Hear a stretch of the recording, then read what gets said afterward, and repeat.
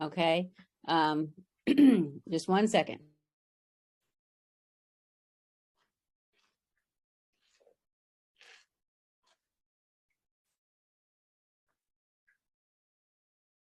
Okay. All right. Sorry, my teenagers are gonna go out and meet friends or something. So I need to make sure she's got everything she needs. Okay. So we'll go over how to write an assessment. This record, yes, I'm going to put it on D2L, but actually I'm going to put it on Echos 360 because that's where the other one is. But now it'll be updated. It'll be this year's, right? And so we'll put it up. But I already have one recording, but it always helps to update each time. Okay. So go over how to write it up, kind of talk our way through the portfolio, everything that's left. Okay. And then answer any other questions that you might have. Does that sound good? Is there something else we add to the agenda now that you can think of? Okay. But as I said, this is for you. Please do not hesitate to ask me questions. Okay. All right. So I'm going to go ahead. Here, let me. Yes. And Amira, you heard what I said? Yes, so. When is the compiling? Oh, that is due. How about by Sunday? Because then that wraps up our week. She asked, when is the compiling and summary due? I didn't put a due date on it, but I try to have it within this week. And it's not a hard one. It's an easy sheet. Okay. All right. So, and it's attached to the assignment. Okay. Oh, good. Thank you, Amira. All right. So shall we get started? So my first question is, how many of you have done an assessment? You've done them, not just okay, so you've got them done. So you're going to be playing with real data, right? Okay, so that will help you. And if you haven't, do not, under any circumstance, panic. Thank you, Kim. That's perfect. I didn't know those things would move. All right, so there's no reason to panic. Those due dates are to help us get done, but sometimes it's out of our control, okay? But I do want all the physical and cognitive assessment plans. I want all of them done, like keep doing the revisions, okay? I want them done sooner rather than later for you, okay? All right, so let me go ahead and share my screen and let's talk about how to write up an assessment. Right, so I think people can see it, and I'll try to keep an eye on you guys, all right, and just speak up because I won't always see, if somebody has a hand up. I do have it to where it'll show if you put your hand up, okay, but sometimes I'm talking and I might miss it, okay, but you're more than welcome. If we start to go on to another slide and you had a question there, please ask. This is again for you. Okay, so how to write up an assessment. I do want to tell you the way that I put them together. Your sheet is actually going to walk you through how to write it up. Okay. All right. So each assessment should be about 2 pages in length, and it includes several sections. Okay. There's the item assessed, and think of your planning sheet. The item assessed is at the very top, right? How the assessment was done. That's your procedure. So remember how I had you write the assessment window, the source, context, and method, right? And then on number 3, I've made comments on some of yours to say you're missing number 3. That leads you into how it was done, okay? And I have some examples in here too. All right. All right. And then the next part is the results, or how the child performed. Everybody's going to call them different, kind of, similar headings, but maybe unique to you, okay? And then you have an interpretation. Okay, so I'm going to go through what that is. And then I feel like you could put the recording method before the interpretation, or you could put it after. I kind of feel like the recording methods look good like after, right? So I'm going to walk you through them, okay? All right, so here's item assessed. Item assessed states what you assessed, and you can state it in several ways. Ability to space words when writing, print accurately and neatly. Or you could say, according to McAfee and Leong. And now I have my year. You look in your book and you make sure it's yours. And they also have a third author in some of the editions. So make sure you use the right one. Don't just copy McAfee and Leong 2011 because I have it like that. Look at your textbook. So she has another edition in 2016. And again, like I said, there's a third author on the later editions. So according to McAfee and Leong, children at age 8 should be able to space words when writing, print accurately and neatly. Okay, so in that, you're also telling me what's expected for that age. And that's also going to be in your interpretation down below, all right? And then, or you could write it to determine in the child's name, fine motor development abilities. He colored a picture and it was analyzed for his ability to stay inside the lines. That's the item you assessed. Okay, so that's a little bit more. Quick question on the. Absolutely. Okay, so for the item assessed, on mine, I wrote, for example, problem solving. Mm-hmm. So should it be, because on the feedback, you said to have it like general, but I don't know what else to put that's more general than problem solving. Like, can you I probably said what you put was too general and you need to be more specific. Okay. Okay. Does that make sense now with what it does? Yes. Okay. That's why it is so hard, you all, I mean, and I'm working through them all, right? Mm-hmm. And trying to catch everything. And so, and there's only 24 hours in a day. I'll just say that, right? Okay. No. So sometimes it may not make sense, but all you do is you email me. Brittany, I'm more than happy to help you, okay? So I want you to go to the right side and you look for the specific one that's for your child's age, okay?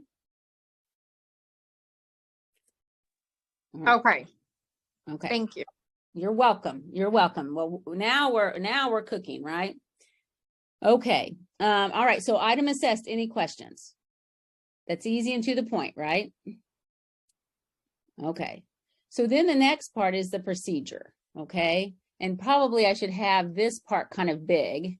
So let's just do that. Let me just fix it right now. So this part should probably be big so you see exactly what it should be, right? And we'll make this one a little smaller. So let me get it back in there. All right. So this section of the paper, it basically tells the reader exactly how the assessment was carried out. It should be detailed enough that another person can replicate it. And then I have a couple of samples for you, okay? So here is one from a prior student's paper.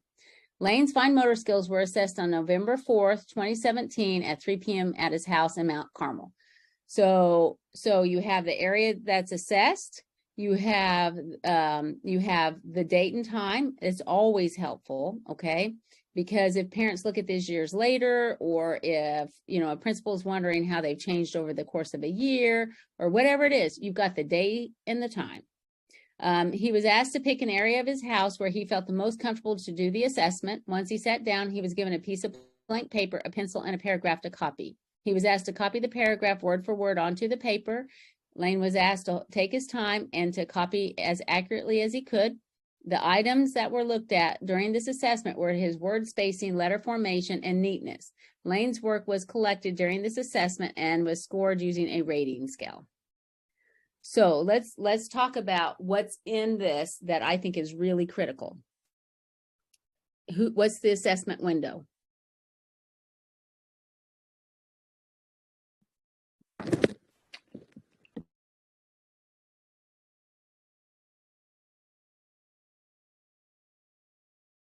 Remember, what's the story? Go ahead.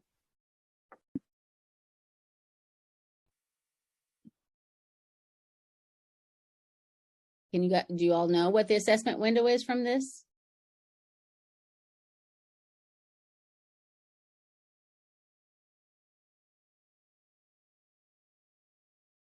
Would it be the date and time? No, assessment window is chapter 4. So chapter 4, and what were the 3 things that's an assessment window? Those little bubbles off to the side. Would it be the paragraph? No. What's in the paragraph? That is the assessment window. Where it happened, where the assessment took place. Okay, so the context is one. Context, Source. Method. Sources. Yes. And yes, source and method. Method. I heard it all. I heard it all. Do you get it? Right? Remember, we talked about that. Oh, and Riley got it. Okay. So source, method, context. So what's the source? What's the method? What's the context?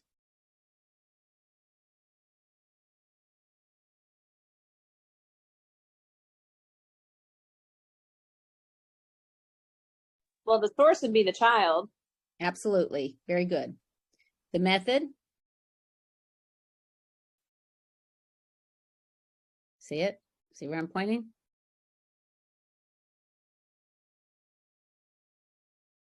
Like that he was asked. Yes, but He was elicit. elicited.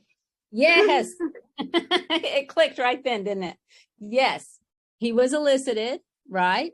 So, but you know, you really want to write these. This is an important point. You want to write these so anybody reading it would understand. And we don't use elicit like every day.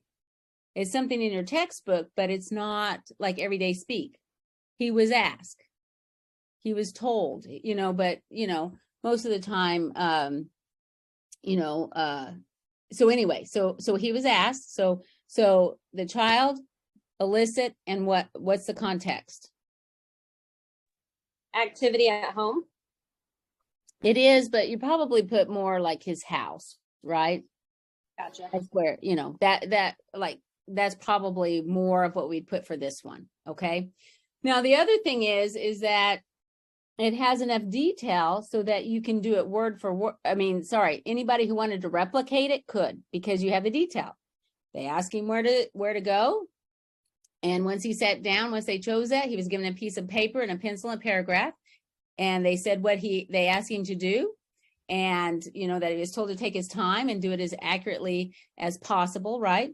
And then they said what the items they were looking for. But then at the very end, what's in this last sentence? What are those? That's So just right. resource. Those are products. Yes, these are your so the source method and context is your collection method. This is your recording method. Okay, but there's no results in this. It just says how it's going to be recorded, basically how everything was carried out. Here's the source method and context. Here's how I'm going to collect it. And here's how it's going to record it, but no results in there, right? Okay, so let's look at another one. So at Morris High School in the field house gym on October 28th at 4:13 in the afternoon, blank was assessed on his ability to color inside the lines. He was provided with a coloring book and crayons and asked to pick a page to color. He chose to color a page of Mario. When he was finished, the coloring page was collected. The number of marks outside the lines was documented. A mark outside the lines could be anything from a large visible mark or small mark going into another color. The amount of marks found outside the lines was recorded with a frequency chart. So you see the detail again. What is the assessment window?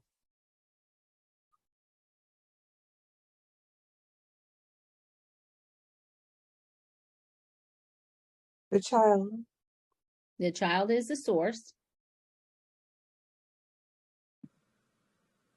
Morris High School would be the context. Yes, and specifically the field house gym at Morris High School, absolutely, yes.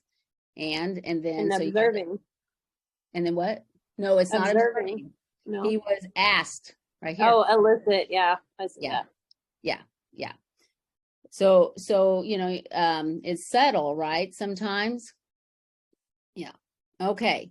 So make sure where and when, and he has that, the date and the time.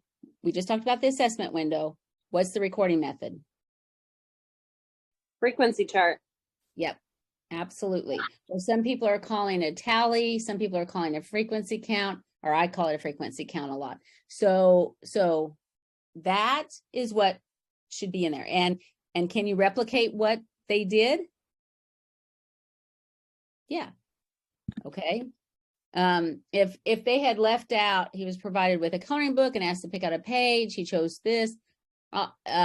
Basically, some people leave it so brief and they say, we just handed him a color, he colored a sheet of paper and that's it. Right? But really put as much detail as possible. All right. So here, let's move on to results. So this is the section of the paper where you summarize the child's performance. So here's your sample. Lane was able to copy the example paragraph by using writing utensils accurately. He scored excellent, which is mostly correct, on every category. His word spacing, letter formation, and neatness looked excellent. There were a few spots on his work that looked messy, however, that was due to a poor eraser, and he is left-handed, which causes him to smear his work when writing. Lane's paragraph can be seen on page 4, and the rating scale used is located on page 5.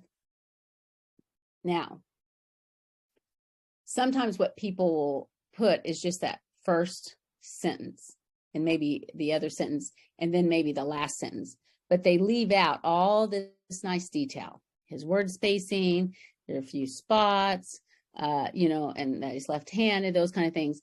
So some people would put only Lane was able to copy it. He scored excellent. You can see his work on page 4 or 5. Isn't this much better, right? Details. Not ones that make it go into 5 pages, right? But just enough to have 4 or 5 sentences. So what I always say with the results is this is where you're going to talk about what's in your recording method, right? So in your frequency count, it's always good to summarize it. So summarize your rating scale a little bit, right? And that's what they did. They scored excellent. They collected his work, right? And that's probably something that he should put here during the assessment. Lane's work. Oh, they did. Never mind. See, there it is. Okay, so I always go back and look at the stuff. Okay, so you're going to, the more that you kind of summarize what's in the recording method, because you should either, a person looking at the portfolio should either be able to look at the recording method or read this and pretty much come up with the same outcome, same understanding of where that child is. Okay, so let's look at another one. Logan took the multiplication chart and sat down to work on it. After he completed the first 2 rows, he looked at the assessor and asked how he was doing so far. The assessor responded by saying that she would check it after he was done with all the problems.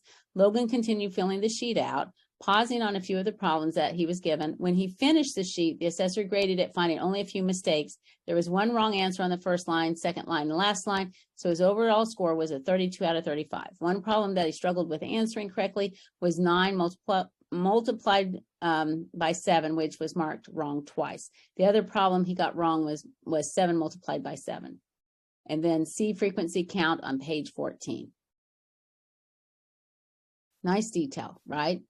I kind of like, I'll be honest, I kind of like, this one's fine, but what would enhance it is like what they did here on the very first line. Lane was able to copy it using writing utensils accurately. Did they do it or not do it? Put it in the first sentence and then put your evidence and then where to find it.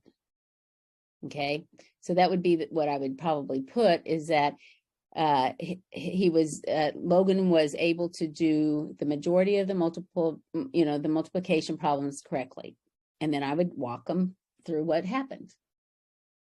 Okay. I have a question. Absolutely. Where are you? Let me find you in my, because I can't see. Go ahead. Who is that? It's Anna Hudson. Okay. Yes. Yes, Anna, ask away. So is this one fluent paper or are these paragraphs? It's one paper.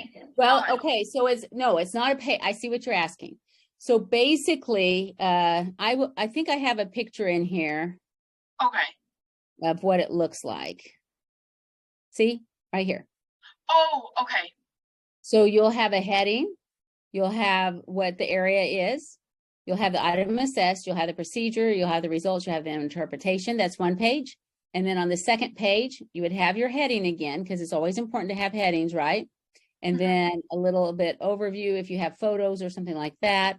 And here's, they labeled it a rubric. It's actually a rating scale. But do you see? Yeah, Okay, okay. okay. So I Thank know you. I skipped around, but we'll come back, but that, I wanted to catch it when you were thinking of it. I think that's a good question, actually. Okay, so does that make sense, what I want in the recording, or sorry, in the results? Yes. Okay, thank you, Mallory. Okay, so I have here, I'm just going to summarize it again, a summary of what is in your recording method, where to find it. And again, it could be below your results, like right below. I don't think it flows as well when people do that because sometimes their interpretation is hanging off, but we'll talk about that. It could be on the next page, and this is where most people just have automatically put it because they can kind of see how it's kind of, like I said, a little disjointed, but it depends what it is. Okay, but it should be in one of those two places. I don't know where else you would put it. Okay, it would not make sense to put it before your results. No, because you're discussing it. Okay. All right. So 3 components, the milestone. So in the interpretation, as we move on, this is the last part. There's 3 sentences basically. Milestone the child was assessed on, and that includes the age and that the child is usually able to do the skill. So like that one assessment item, it said at age 8, children should be doing such and such, right? So some of you have like a 9 or 10-year-old, right? Put the age when the milestone is to be accomplished. Don't put your child's age in there, right? Because you've picked an 8-year-old milestone for some of the 9 and 10-year-olds, right? Or even there's somebody with an 11-year-old. But you're going to say in your interpretation, you're going to say, for instance, everyone's going to say it this way, okay? No matter if your child's older than what the milestone is for, right? At age 8, a child should be able to print accurately or whatever, right? And then you're going to put the reference because you got that from the book. You didn't know that an 8-year-old would do that. You got that from the book. So put the reference of McAfee and Leong. And again, remember the year, make sure you have the right edition and all that. Okay. Then you're going to say, for an older child, we're going to talk about how the child performed it.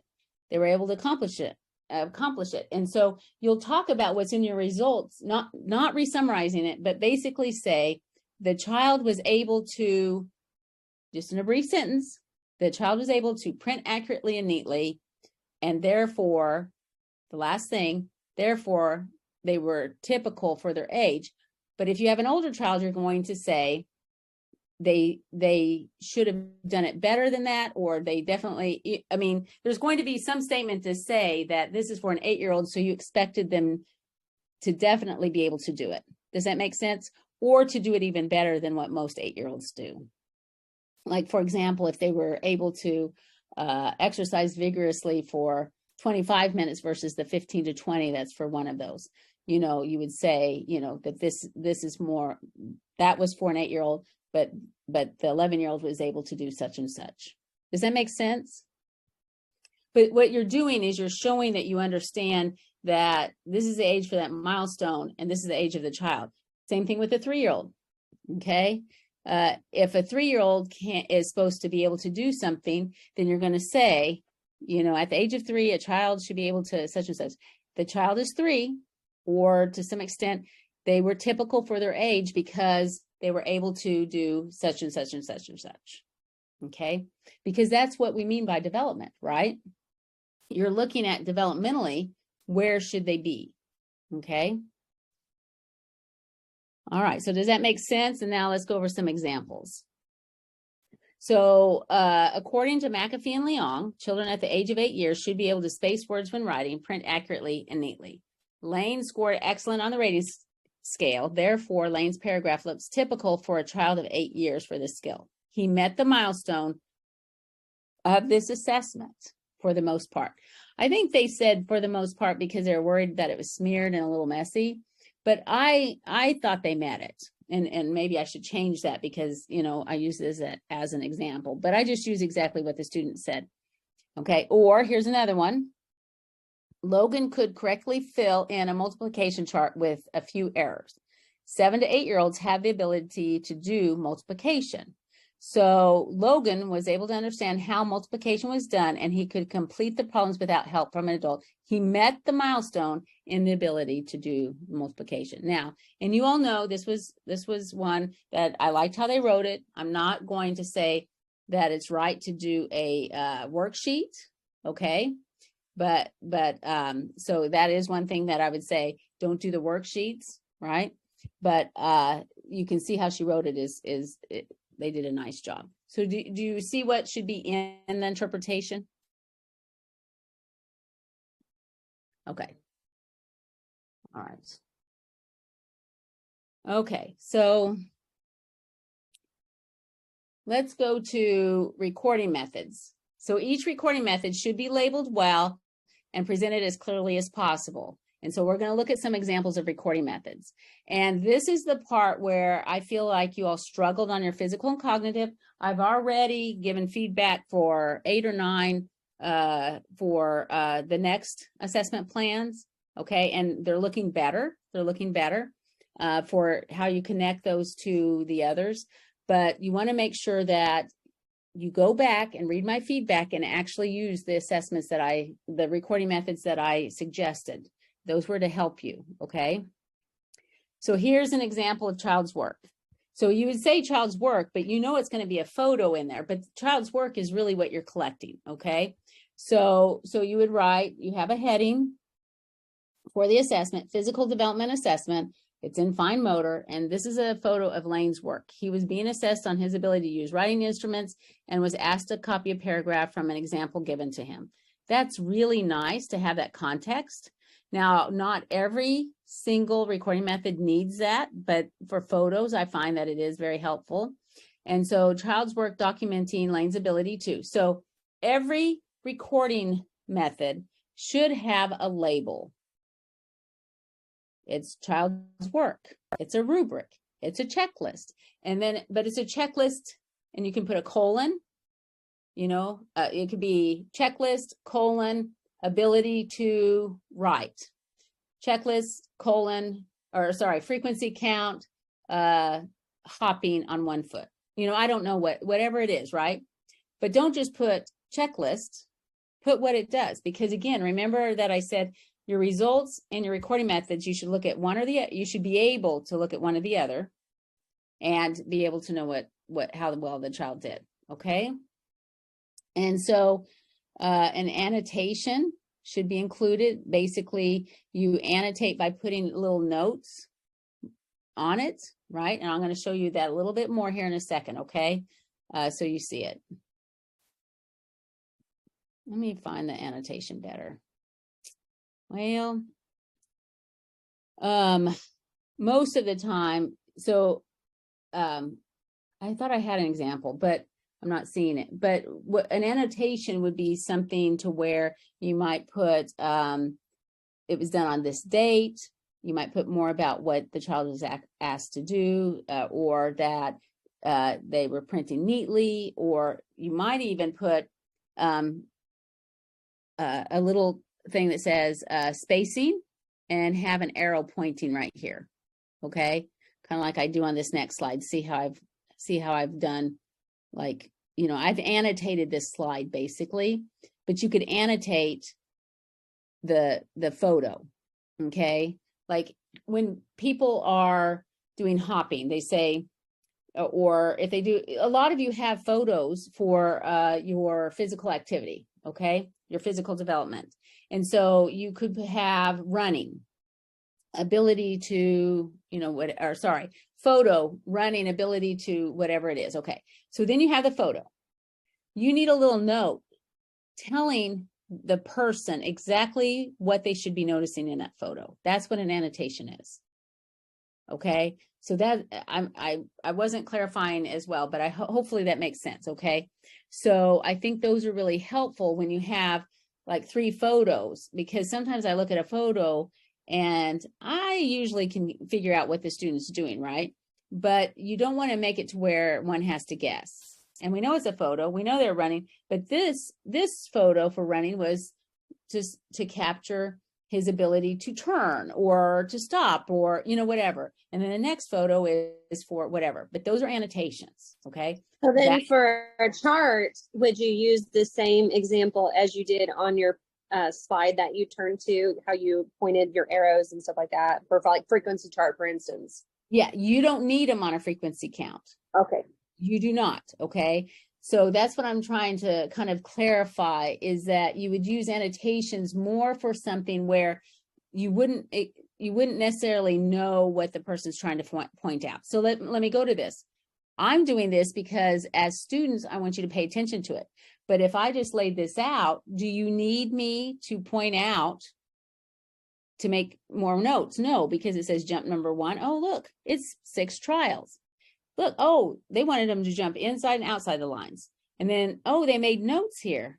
So that one was on the line, so they were kind of inside, but on the line. Does that make sense? So I can get everything I need, but I can't necessarily get everything from just this. Does that make sense? For the photo. Yeah. Mhm. So I might want to put something that says good spacing and put an arrow, or something like that, right? I was trying to think what else, because they don't have the details here, prints neatly. So what you might do is point out one of the parts where they can print neatly, or like I said, or they accurately, So that is where those annotations are really nice. For photos, you really are capturing one thing in it. For something like the child's work, you may want to use your annotations to point out certain aspects of it that added to your understanding of what you collected. Great questions, Kim. I appreciate it. Okay, so here's another one. So this is an example of a checklist. So again, you have your heading. A lot of people do not put their heading on the recording page. I think it just makes it look neat. And to have that consistency throughout. So we're on physical development, gross motor, and then the item being assessed is Lane's ability to jump rope in a complex pattern. And then they tell you how they completed the checklist. They did a video first, because we can't put videos in here. So you have to represent the video in another way. So for most of you, I've made that in your notes, in your assessments when you did that, right? But most of this we can get. So they have a heading. Look at the label. So it's different from the other one, right? Checklist, ability to jump rope in a complex pattern. And then the other thing people tend to leave out of a checklist, and please go to your textbook. They have wonderful examples in there of all of these, how to do them. How do you do a frequency count? How do you do a checklist? How do you do an anecdotal record? Now, on the anecdotal records, I don't necessarily need all the stuff above, but you know what? The more, whatever you do to make sure that it's complete is fine too, okay? So you see this column of what they're doing, but this is the one where a lot of people leave out these column headings, okay? They almost always get the rows. They don't always get the column headings. All right. Any questions on this?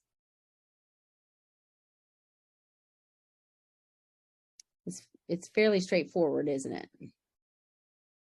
Okay. Until you start doing it. That's when I always kind of like, whoa, wait a minute. What did she say? All right. So these are the final products. And we've already looked at them a little bit, but you would have your heading. You would have your area of development. Okay. So we did a gross motor and a fine motor, and so it kind of lets you know that.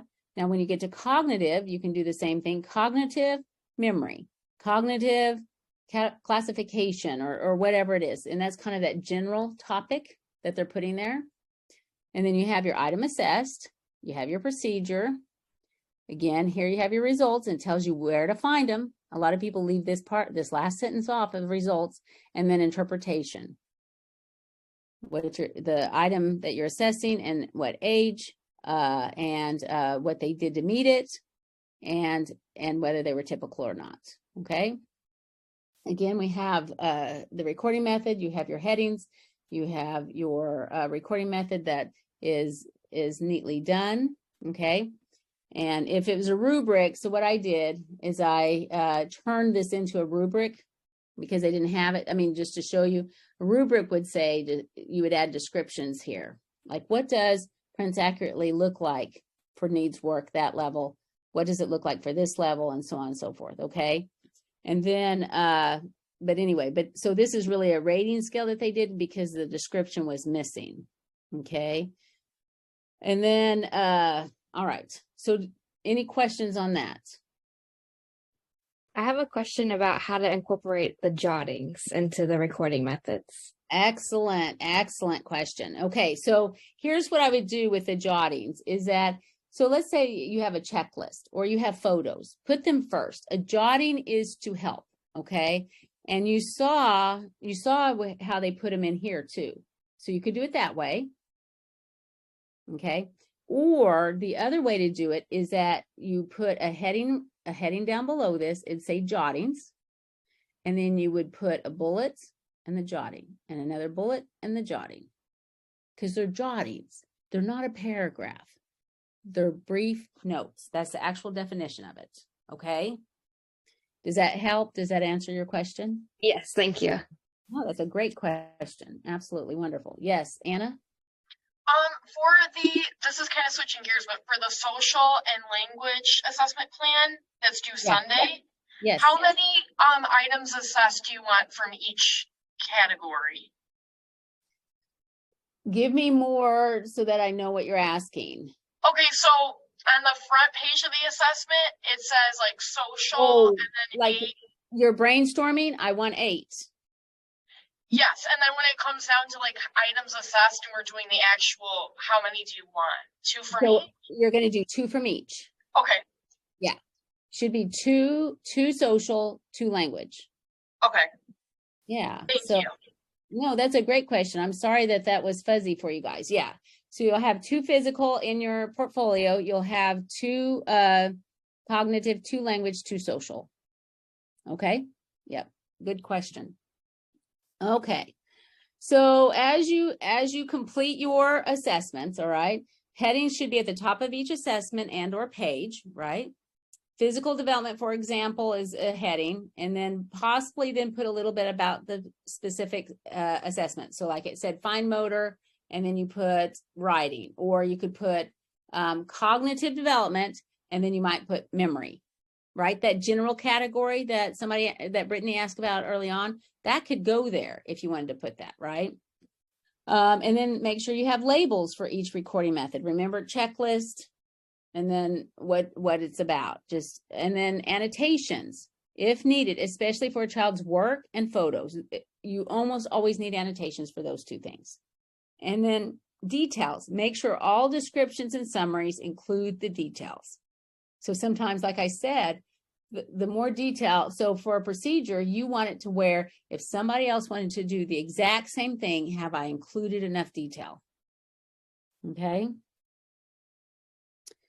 And then here's how I score these, okay? So you'll turn in 2. You'll write up 2 of your assessments, and then I take off minimal points. So sometimes people think, oh, I did it really well. No, I'm trying to help you. I want every single one of you to be successful when you turn in that portfolio. So that's why I go through the assessment plan so meticulously and give you the feedback, and sometimes send you back to do some of them over, right? But that's to help you to make sure you understand it, all right? The same thing with these assessment plans. I take off minimal points because the better that they are, it's good for me too, because they're better in your portfolio and it's not as difficult for me to grade. But on the other hand, you're more successful when you have that feedback to then do all of them, okay? Because you're going to have, like I said, 8 of them, 2 physical, 2 cognitive, 2 language, 2 social. So the assessments are worth half of your grade. They're worth half your grade in the portfolio. The portfolio is 120 points, and the assessments make up 60 of those points. So then we need 8 in the portfolio plus the 2 assessments due, or we need No. 8 in total? Total. Okay. So you're turning in 2 of them early so that I can help you and give you feedback And then Gotcha. you make corrections on those. I don't want to see the corrections again. Okay, I've given you my feedback, and by that time you need to be getting on with your portfolio, right? And so I give you that, but then you make those corrections and then do the rest. Okay. You may have already mentioned this, but when are the 2 assessment write-ups due? They are due. I can't remember if I put it in my note I sent last night but they're due a week from today. Okay. So I this believe is the 26th. the 26th. Yes. I'm always afraid to say a date. I'm afraid I'm going to be wrong, but they're due next Wednesday. Okay. So what you want to do is you want to make sure that's why I'm saying, please get your physical and cognitive assessment plan, get a grade on it, get me to finalize it. Okay. Meaning that you need to make sure that you have everything in place, right? That you've understood my feedback, you've made those changes, and I now see that you can do it. Okay. That you're ready. Because let's say that you didn't have your assessment item where it matches your collection methods and your recording methods. Well, you're gonna miss some points right there. Okay, because it's not all about the write-up. All right. Now, when you turn these in, I'm not going to be grading for content. I'm going to be grading. It's hard to explain. So I'm not going to be grading to see whether your collection method matches your recording method and all of that. I'm going to make sure that your assessments are written up well. That's what I'm doing. Now, sometimes I catch things and I say, wait a minute, you have not assessed what you said you were assessing. So I'll find that. But for this is mostly to make sure, did they have the item assessed? Do they have enough detail in the procedure? Do they have all the parts in the procedure? Did they put the headings on? Do you see what I'm getting at? So that's what this is for. Hold on, let me see. I had a message here. Oh.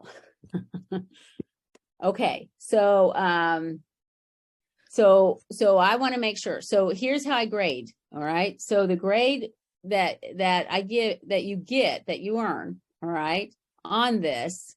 Oh, okay. So yes. Okay. So the grade that you earn on this will be similar to what? So let me show you what I do. Here's what I do, okay? An A level, and Kylie, sorry about that. I'll do it in just a second. An A level is an assessment is well done and needs very minor changes if you get 25 out of 25, okay? So you hand them in, read my comments, because there's usually a couple of really minor things, okay? Or things that actually would improve it. And I want you to recognize that an A is exceeding what I'm asking for, right? That's what an A means. It's not just meeting it, it's exceeding it, okay? A B level assessment needs some changes, but it's mostly correct. And again, a C level is exactly meeting what you want, right? But if you do more and you have good detail, but that doesn't mean you write 2 pages just on the first part, right? So they're more like 3 pages, 3.5, 4. That's not going to make it better. It's making sure that you're concise, you're to the point, that you have everything there. C-level assessments need changes. Most elements are there. They may seek help to make sure you understand how to report in the assessments. That's what I mean about basics. That's what a C is. You've kind of met most of what it should be, but you don't have all the details. It just kind of has everything there, okay? D-level assessments need significant revision, and you should seek help. Okay, that's a 22, and a 21 is an F level, and those are poorly done and lack significant information. Okay, so you really want to think about how you turn them in. A lot of people, I shouldn't say a lot, some people will just do it just to get it done. But you really want, if I have to give a whole bunch of feedback, you're going to miss some of those points. Not points as in number points, but you're going to miss some of the ideas that I'm trying to get across, because you're trying to sort through everything. So try to do them as close as you can to what I'm asking, and in that way you're ready. Okay. All right. So need to do something for a student. I just realized. So hang on. Do you have any questions while we're kind of in this limbo? For the 2 next week, which ones are those? I'm confused. Which one, what's due? Is that what you're asking? Yeah, I know it's the 2 assessment, the 2 write-ups, right? Yes, 2 write-ups. Yeah, just what we were talking about tonight. So how would you choose the 2 write-ups? That's, that's a good question, right? So I'm asking you, how would you all choose them? You would go by the physical and cognitive ones that you already did. Yeah, You've and already that's got what, feedback. right. And that's what a lot of people do. Okay. But here's what I suggest. Find 2 different recording methods. Okay. That's what I would do. Because usually if you have a physical and cognitive, sometimes they both maybe use a checklist. Well, you're going to get better feedback if you have one that has a checklist and one that has photos rather than 2 that are 2 different areas. Does that make sense?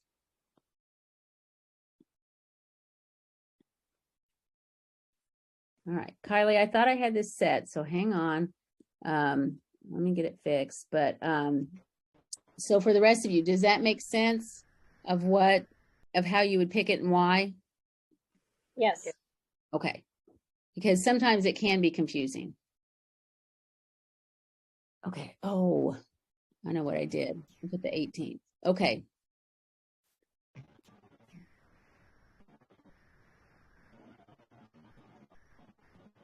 All right. Sorry about that, Dr. Thompson. That's okay. That's okay. That's me. So I just missed it. So, okay. Okay, you should be set. Let me know if you're Thank you. welcome. Thank you. You're welcome. Take care. All right. So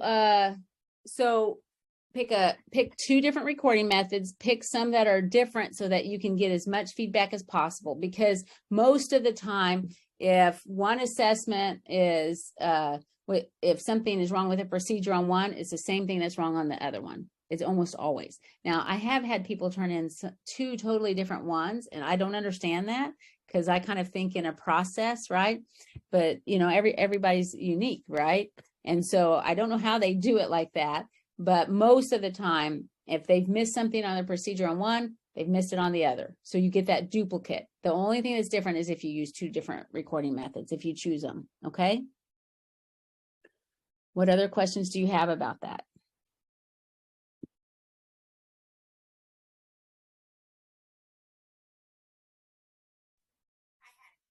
Okay, so you're all going to give me A and B level. It's pretty straightforward. I mean, Yes, it is. Yeah, I'm sorry. I didn't mean to interrupt you, Kim. no, it's pretty straightforward. I mean, after you explained it, Yeah, it should be. It should be. And I always feel like it is. Okay. So this recording will be on Echo 360. Go back and watch it. Okay. All right. So any other questions about that? And then let's kind of do an overview of the portfolio. Just an overview. So you start putting it all together. And nobody's going to panic, right? There's no reason. I'm walking you through everything. Okay, so Robin, do we collect the child's? Oh, so basically you collect the, so Robin asked a very good question, and this is something I've been putting in some of my feedback, is that you really should be saying collect the child's product, but what's in there is a photo of the child's product. Does that make sense? But what you did is collect, because that's mostly what you would, that's really what you would be doing if we had a paper one that you would hand in. Okay. If you have, all right. So, all right. Any other questions about that? I have a general question. Sure. Okay, if I haven't been doing as well as I wanted to on the exams, Okay. if you do well on the portfolio, is it a chance to really boost your grade? Absolutely. So So one thing that I want to tell people is I think they kind of get really scared when you don't do as well on the exams because they are application. It's a little different way of doing it, okay? When I look at final grades, I'm heavy A's and B's in the class, okay? And I think most people probably think I'm heavy D's and F's or C's, right? No, it leans the other way. So I checked grades yesterday and that's what I put on there, okay? So already, and we haven't turned any heavy duty projects in, and already, so exam grades are more like low C's average, but averages in the class are high C's. That's the average. So we're looking at the mean, okay? So it's above the exam grade is what I'm trying to say. Okay, already. Now, think about your two assessment plans. Everybody's going to make an A or a B. You saw what their scores are, right? Now they represent something else, but that 25 points, some people don't turn them in. Those are huge for your grade. Okay, so make sure you turn them in. So it doesn't look like that up front probably, and like I said, it kind of scares people, but I have a lot of things built in. I do not want students to fail. I want everybody to succeed, but they're also going to know development, and you're going to know how to do an assessment and apply it. Okay, and so I want to make sure. All right, so the supports are there. Not everybody seeks them out, but I have supports. All right, people reach out to me all the time.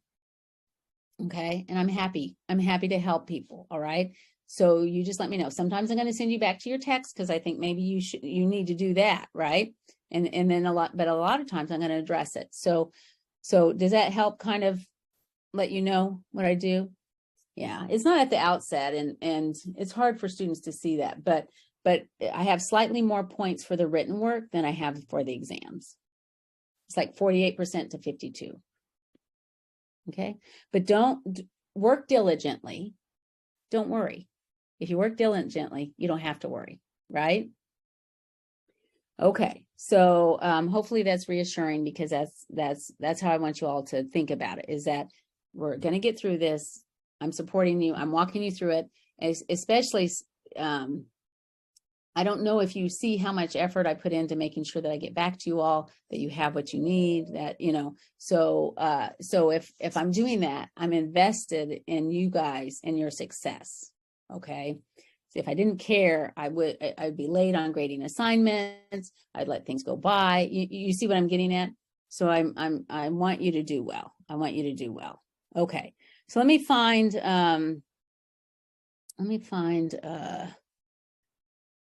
what I want to show you next. I was trying to think how next week when we meet, we're going to talk about the presentation. And I'm going to show you a sample presentation so you get to see one, okay? But it's also, if you want to look ahead, or for those who are not here, I have it in a recording, right? So let me not have it exactly how I want it here. Let's portfolio. Let me see if this is, well, I'll walk through it. So basically in your portfolio, I can't find exactly what I want right now, but basically in your portfolio, you're going to have an introduction to the child. That's the first part. Okay. So you have an introduction, and the introduction is like a brief overview. Okay. And I'm going to try to get some photos of a portfolio so that I can just kind of walk you through them.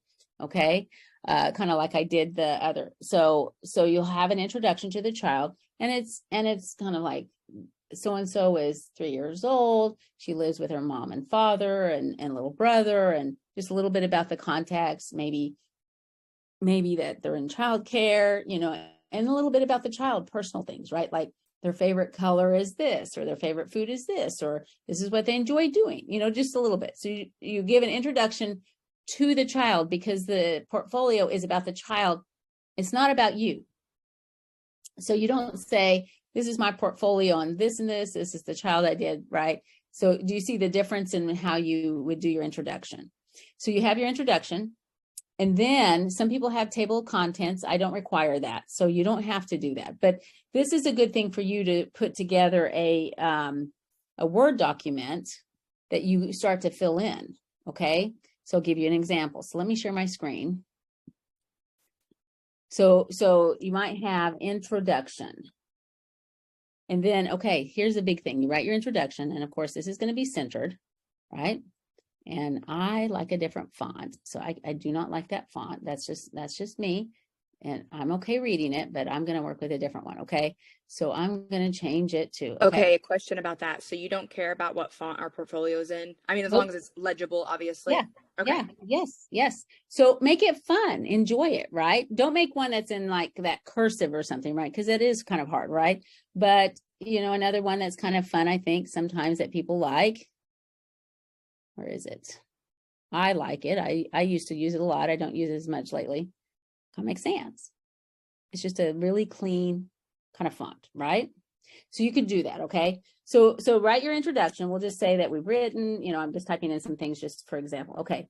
Then when you go to the next page, if you have a Mac, it's Command Return. So just added a page break. Okay. Or on or it's a Control Shift on a PC. Why do I do that?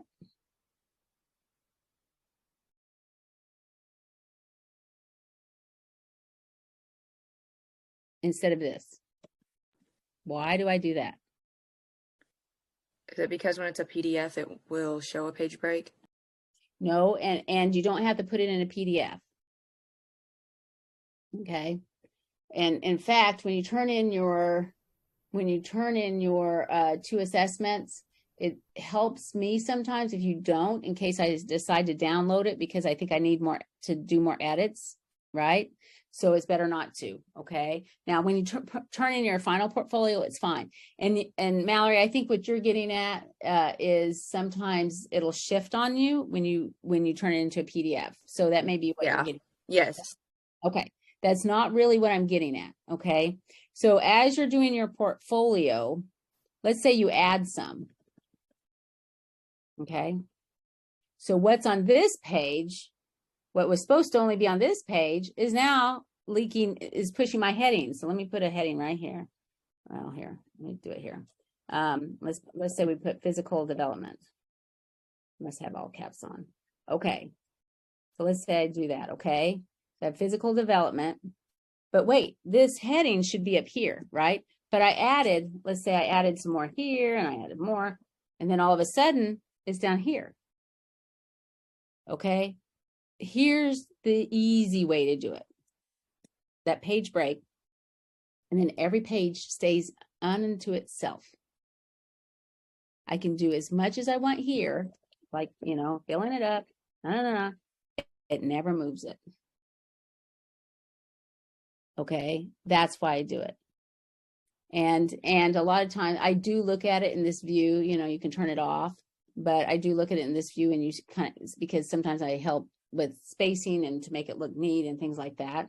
But if a lot of times somebody will add something more here, and then by the time they get to the 8th assessment, they're down to the middle of the page because they haven't checked those returns, basically. What do you call these things? I call them like enters or returns, right? So if you put page breaks in, then you have your introduction, then you have your physical development, and then of course we're going to put your second one, right? Because this is your recording method on this one, right? I'm going to do another one, and then I'm going to do it my second physical development. Okay, does that make sense? So put them all in. So what I'm trying to illustrate is that go ahead and set up your template, basically, of your whole portfolio. So you'll have 2 physical, 2 cognitive, right? So this is the gross motor one here. Okay, so we could do that. Gross motor. Okay, and then you can put in your fine motors here, right? Okay, and then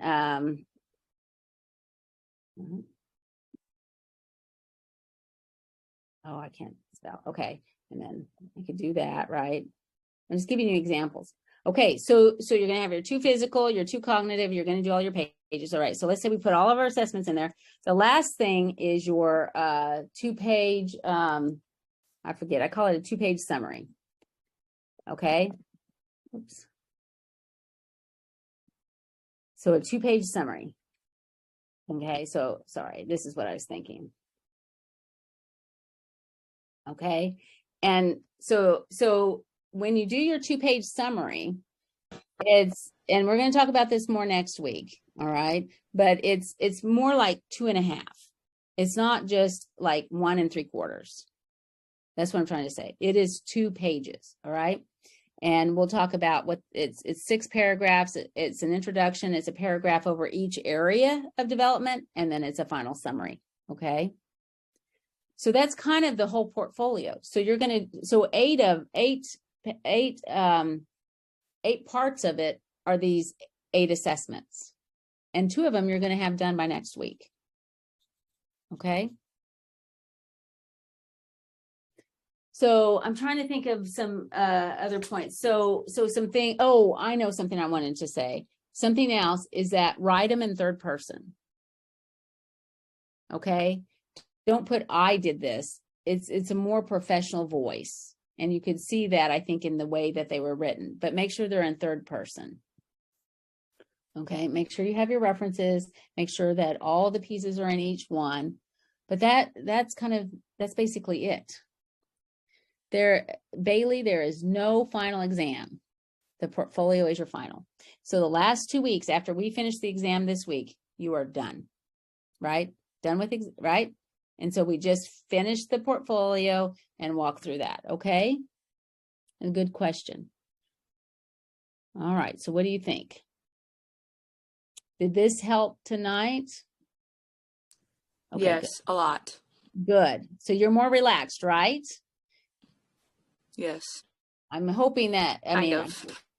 okay, what, don't say that. Let's see. Let's figure out how to get it to where it's more like, sure, okay? Because I think coming into this, people stress, but look at, I mean, everybody made pretty much an A or a B on their assessment plans. Now the next ones I will grade a little harder because I gave you so much feedback. I expect you to apply that, right?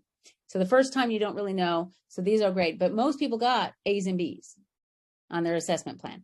Now we do the second assessment plan. You have your, you have a write-up of assessment plan, and you saw very few points taken off of that. Now, then you're getting ready for your portfolio, okay? And then the only other thing is a presentation, and I'm not going to talk about that tonight.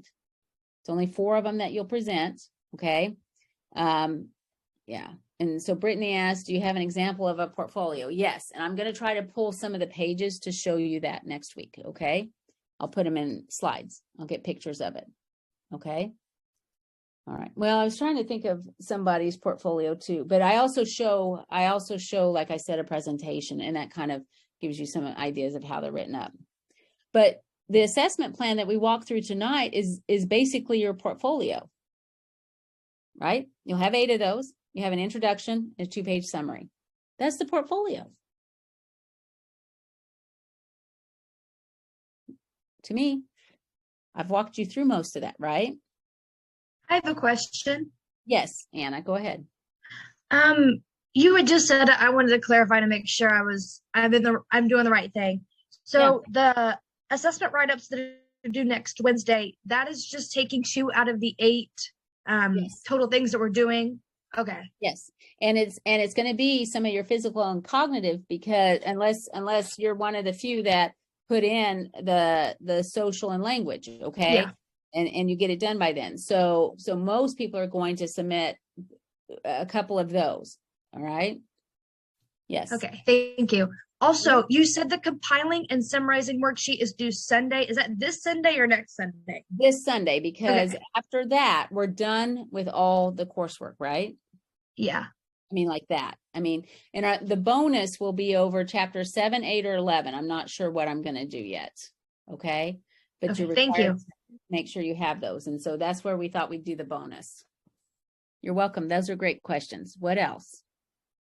For the social and language assessment plan that we're turning in this Sunday, when are we doing those assessments with the child? Well, you will do, so hopefully you'll get them done. And some people do them in the last week, but you've already written 2 of them, right? or 4, you've written 2, handed them in, gotten feedback, and then you do the rest of the 4 and just write them and get your portfolio in.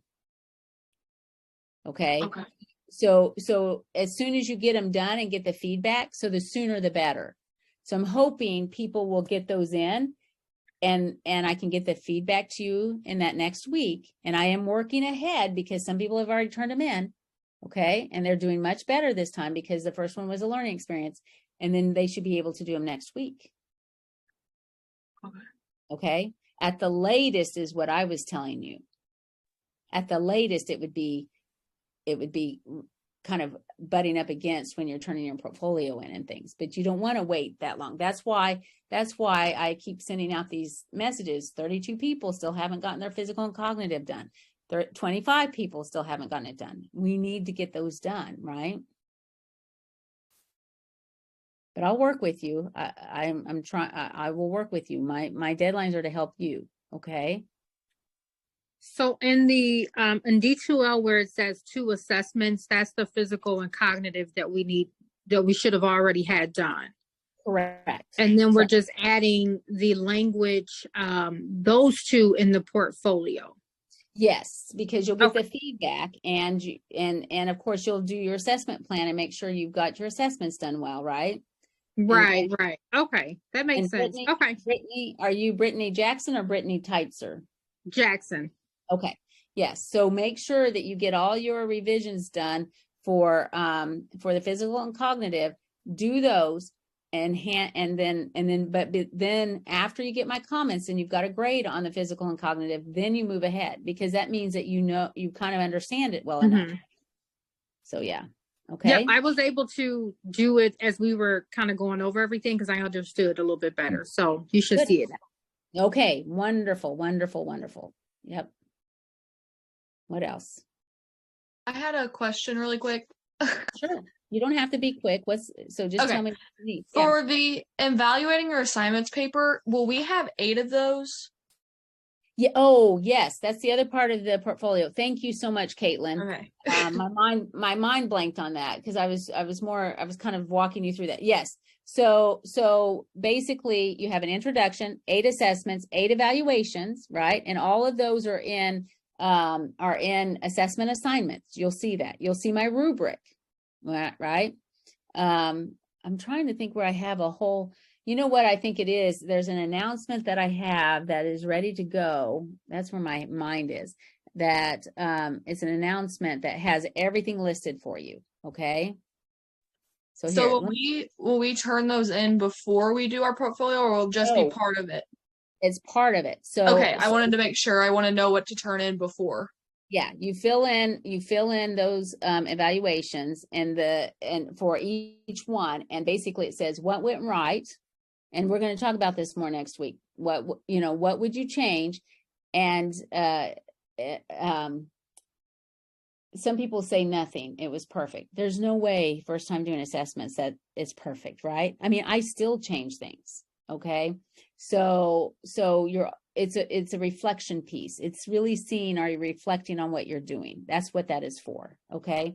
And then you have to answer why, or what would you change or something. And then there's another question also. Okay. So there's 4 questions. All right. So here is what I have in an announcement that's ready to go. This is another reminder, right? Your assessments, your evaluations, your layout and design, the summary, so it's kind of laying it out on how it's scored. Okay. But I have, and then there's evaluation form. So you will keep getting reminders is my point. Okay. About what goes in there. All right. Okay, so just to clarify, to make myself feel better, the Yeah. only 2 things we have left to turn in before like the portfolio and the final presentation is just the assessment planning worksheet, the second one with the let me find it, with the language and social. Mhm. We turn that in Sunday, and Yes. then we turn in the assessment write-ups next Wednesday, and then nothing else is due until the portfolio and the presentation, correct? That is correct. Then Okay. it's gonna be your presentation, and then it's gonna be your portfolio.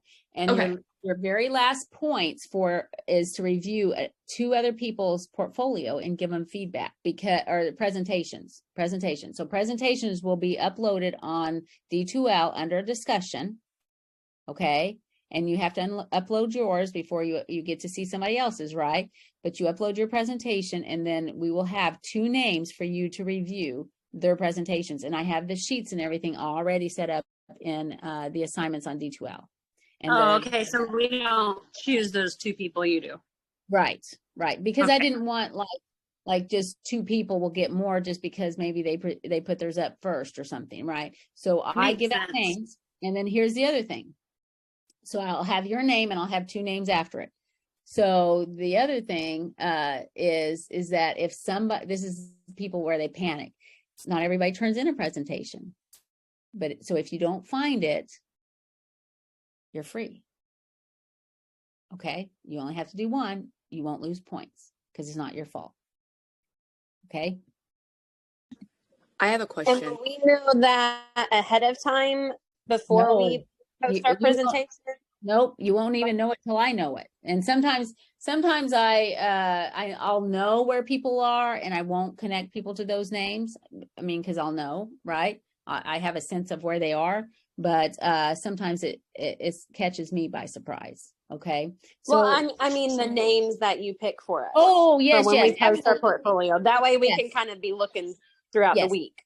Yes, Okay. yes. I will put up an announcement. I probably need to do that sooner rather than later. Okay. And so, yes, I will have that for you. I'm sorry, I misunderstood. Okay, I have a question.